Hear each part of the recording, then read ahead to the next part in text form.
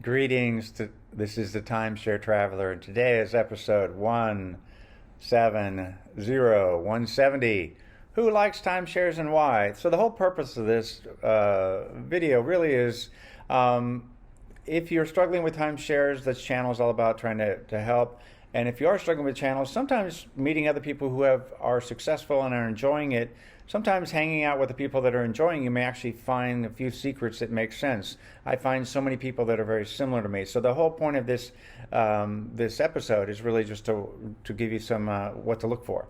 But before I go into the detail, I'll talk about the meeting the happy owners, the happy beginner, the person in sort of growth mode. They've moved past the beginner stage, and then there's a seasoned veteran. And then I'll talk about the common themes. Before I go into the detail, I'm going to tell you a little bit about my channel.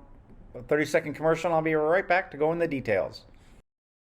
Hi, this is Cliff, and I'm the Timeshare Traveler. Welcome to my channel. The purpose of my channel is to educate those who love traveling in timeshares. I've been an owner for 15 plus years at timeshare ownership. I have elite ownership with Marriott, Hilton, and Worldmark. I have published over 100 timeshare video reviews, and I've published over 95 timeshare tips. I can be found on Facebook at Timeshare Trav, at Twitter, Timeshare Trav, and on the web at www.timesharetraveler.com. Okay, well, I'm back, and the first topic I wanted to discuss is meeting happy timeshare owners. I assume, again, that sometimes you're struggling and you want to find the people, or you want to find other people like you and you're enjoying, you just want to sort of learn from others. It's kind of the community spirit. So where do you meet them? Well, usually you can spot them because they're relaxed. They're not stressed out or whatever, but they typically, again, it's on vacation. But I run into these people at the hot tubs, just sitting by the pool, and start chatting with your neighbor, or at the barbecue grill. That's always the other place, because usually somebody who's at the grill has typically more experience in timeshares, and they're not going out. Not that they don't go out to restaurants, but they often are not going out to restaurants because they're taking advantage of the lower cost that you can have by cooking your own meals and vacationing more. And again, I find that often these people, I've run into people, I've only been doing it for 15 years, but I'll run into people with 30, 40 years experience, even many that grew up as going to timeshares when they were kids, and they now either are leveraging their parents' timeshares still, or they've actually purchased on their own. And again, I find this group of people be extremely helpful. So I think, again, if you're struggling, maybe you should find some of the happy timeshare owners and see what they're doing, because sometimes it's just like, oh, I should do that, or that doesn't work for me. Either way. So again, I think the first thing is meeting the happy timeshare owners if you want to try to get out of a rut, or even if you want to try to get better at what you've got. Okay, the first group I'm going to talk about is the happy beginner, and you can spot them. You can almost always you can hear the story about how nervous they were. They tried trials or various other things, but they eventually jumped into a purchase, and they were curious before and they're curious now. That's kind of, I think, in the beginner stage. Actually, in all cases, the curiosity is really key, because it's the basis upon learning. And the beginner is so, I love talking to them because they experiment a lot. They're trying new options as they learn. They're happy to share the lessons learned and what worked well. It's almost like they're making fun of themselves in the sense of, oh God, I tried this, and oh, I didn't like that, but this is what I like. And they're discovering how many angles, and they're always curious about, oh, what have you done, looking for their next sort of like adventure. They're willing to do that, and again, they love hearing what worked for you, but they're also extremely happy to share, because they realize that it's that curiosity and really learning a lot that has made them a happy, we'll call them, beginner in the timeshare. So let me move on now to sort of someone with sort of the growth stage.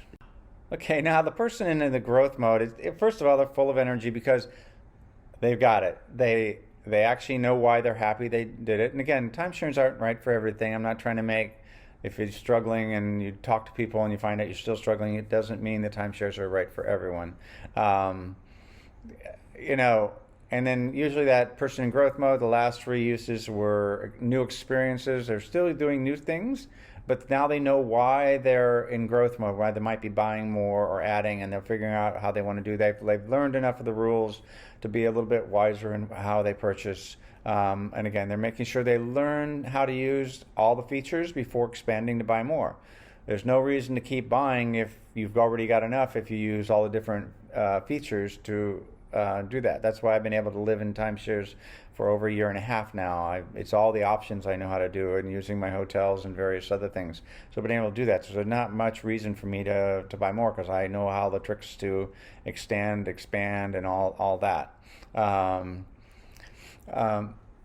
They know what they want, but they haven't figured out exactly what that formula is right now. They're still in that, I know I want more. I know I've got, but I haven't figured out exactly what I want, so I'm experimenting. But at the same time, when I find out what I do really like, I'll invest where it really matters to me. And again, they're taking the time to learn, and then I always like talking to these people, because in some ways I'm in growth mode, although I've stopped on the growth part, but I act in growth because I'm constantly looking for new ways to do it, mostly so I can share with you all the things I've learned. So I run into a lot of these people, and they become the topics for the YouTube episodes, so we can share it again to a broader audience. Okay, now let's talk about the people that are the seasoned veterans. Okay, the seasoned veteran. They're fantastic. 2 days ago, I had this great conversation with a person who was like, he knew exactly he wanted to go on vacation for 2 months. I think he might be retired, but I think he's part-time working. Didn't even ask about that, because he sort of said, oh, I'm here for 2 months, and I'm going to go here, and I'm going to go there. But he was asking me questions also, because I travel a little bit more broadly, and he wanted to ask questions with me, and he said, oh, what should I do? Well, I wonder how I should learn about that. So again, they follow a system every year, and they're very happy with it. They've experimented and hit their their groove, but they were engaging with me. He's not looking, for incremental gains. He wants to understand the new features from someone who has tried. So I was giving them a sense. I happen to be a Diamond person, and I'm more of a Hilton person, but I have both.